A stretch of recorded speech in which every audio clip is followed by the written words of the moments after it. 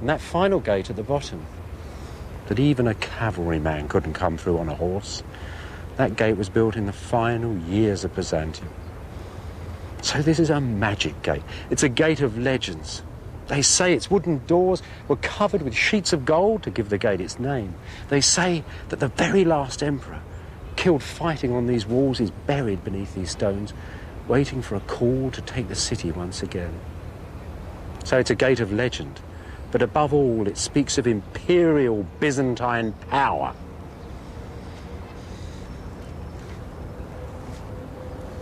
Power to control innumerable lives. You know, there are thousands of blocks in this gate, and each one of them, each tiny mark upon them, made by an individual human hand.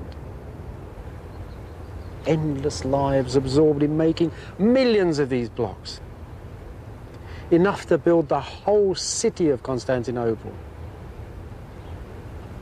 Now this snowy marble, strange grey lines running through it, is found all over the Byzantine Empire, from Spain to Syria and back to Constantinople. But it comes from one island only, one tiny island in the sea.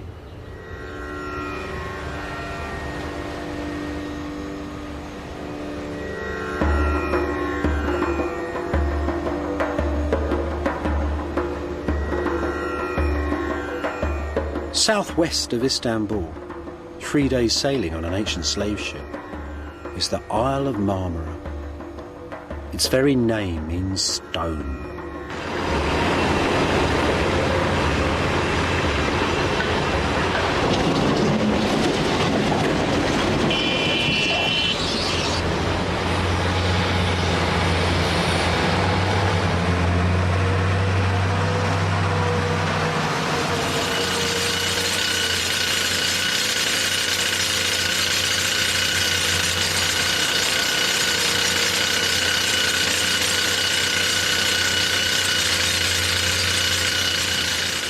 In the first centuries of Byzantium, slaves in their tens of thousands worked in these marble hills.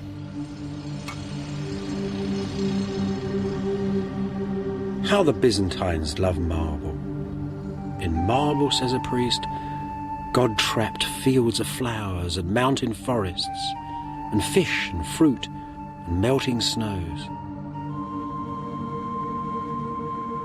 The ancient blocks still strewn across the quays hint at the frantic energy that was once used to move their precious stone. Still inside the modern quarries, an ancient stone that weighs around 100 tons, part of an enormous column to memorialise the military victories of Byzantium. If it were finished, it would have had a spiral staircase cut in it, and rows of sculptured soldiers on its turning surface.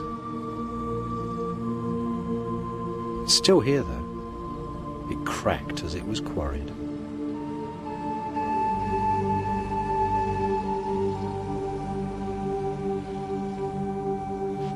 In ancient times, these quarries were called the quarries of the Mother of God. They might just as well have been called the quarries of the Mother of Constantinople.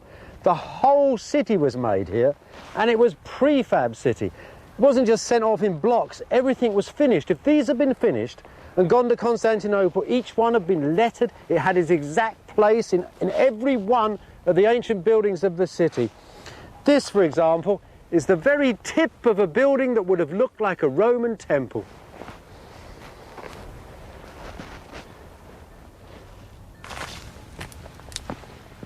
Modern quarry masters tell me that they find the best new seams of marble in the hills, beside the ancient stones.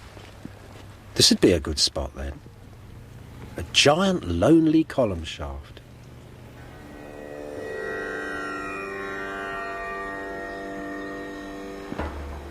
I've seen that same shape, the so-called peacock's feather pattern, cut on a broken column lying right on the main street of old Istanbul.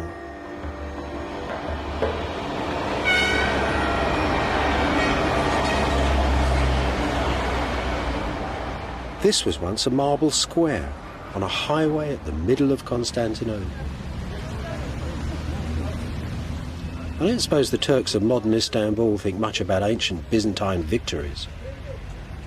Yet there's still some fragments here of that great memorial column that made it all the way from Marmara. The ghosts of the imperial armies still lining the routes of their processions through the city.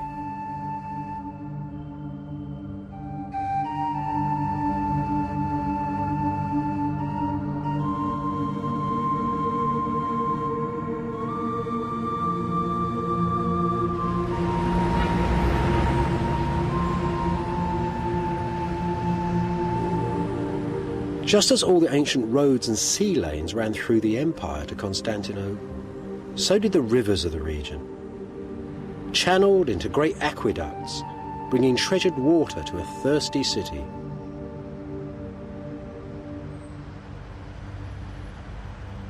Underneath the town, cut deep into its hilltop, an eerie underworld, some 15 centuries old. Fresh water cisterns, so that the Byzantines could bathe just like the Romans did, in marble halls.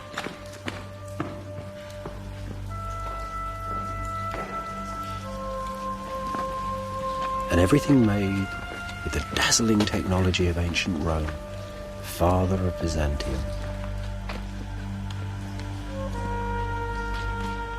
Marble columns, high brick vaults, the dark forests of Byzantium beneath modern Istanbul.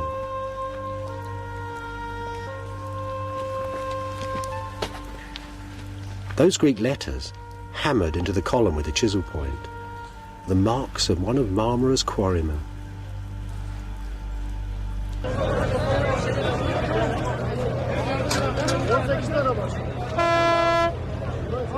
Food, too, flooded into the enlarging city. What a vast logistic exercise, an earthly miracle, supporting Constantinople's 500,000 people, Europe's biggest city. And everything, of course, by hand. There was no food industry. Everything was carried here in boats and carts.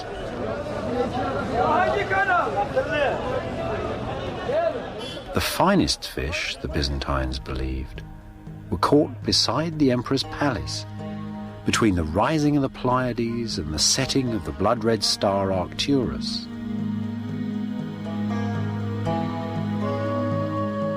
Colours, smells and textures of the ancient everyday. The raw ingredients of Byzantine experience. The world of the ancient Mediterranean.